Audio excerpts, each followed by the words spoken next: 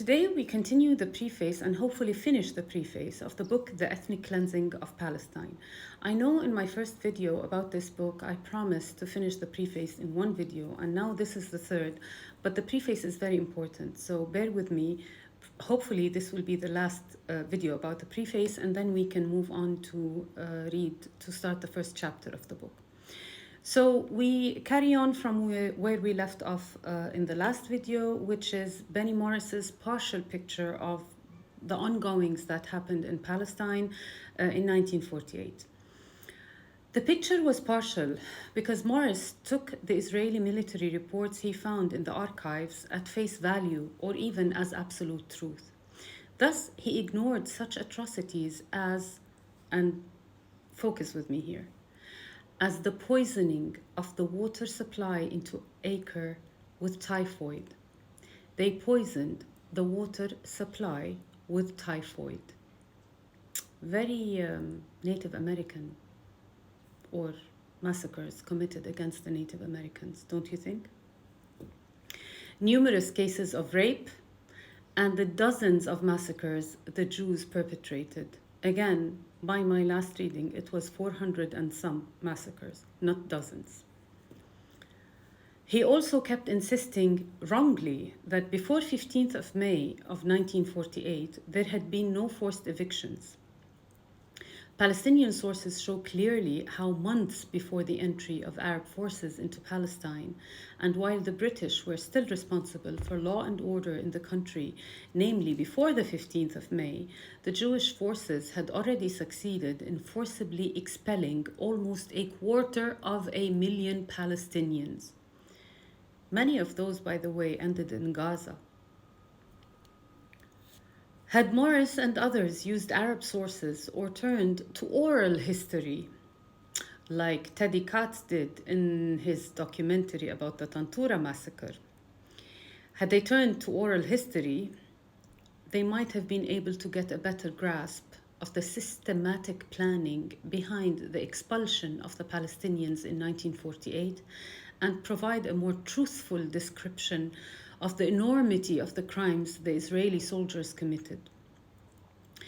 There was then, and there still is now, a need, both historical and political, to go beyond descriptions such as the one we find in Morris, not only in order to complete the picture, in fact, provide the second half of the picture, but also, and far more importantly, because there is no other way for us to fully understand the roots of the contemporary Israeli-Palestinian conflict. So, against the grain, against the current perspective that everything started on October 7th, it didn't. And in order to grasp the conflict, you need to go back to history. But above all, of course, there is a moral imperative to continue the struggle against the denial of the crime. The endeavor to go further has already been started by others. The most important work to be expected, given this previous significant contributions to the struggle against denial, was Walid Khalidi's seminal book, All That Remains. This is an almanac of the destroyed villages, which is still an essential guide for anyone wishing to comprehend the enormity of the 1948 catastrophe. So Walid Khalidi, All That Remains.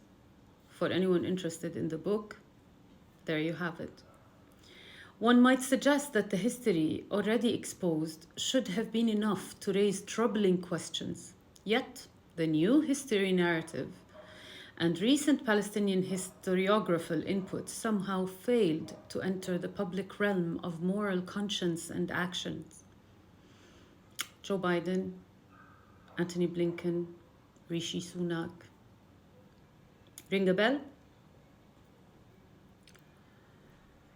In this book, Pappé wants to explore both the mechanism of the 1948 ethnic cleansing and the cognitive system that allowed the world to forget and enable the perpetrators to deny the crime the Zionist movement committed against the Palestinian people in 1948. In other words, he wants to make the case for the paradigm of ethnic cleansing and use it to replace the paradigm of war as the basis of the scholarly research of and the public debate about 1948. He has no doubt that the absence so far of the paradigm of ethnic cleansing is part of the reason why the denial of the catastrophe has been able to go on for so long. When it created its nation state, the Zionist movement did not wage a war that tragically but inevitably led to the expulsion of parts of the indigenous population, but the other way around. The main goal was the ethnic cleansing of all of Palestine, which the movement coveted for its new state. A few weeks after the ethnic cleansing operation began, the neighboring Arab states sent a small army, small in comparison to their overall military might, to try in vain to prevent the ethnic cleansing.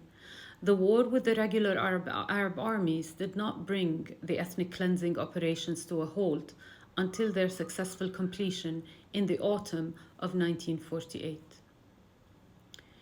So, again, what's happening today in Gaza is a continuation of the ethnic cleansing that started in 1948, and don't let anyone tell you otherwise.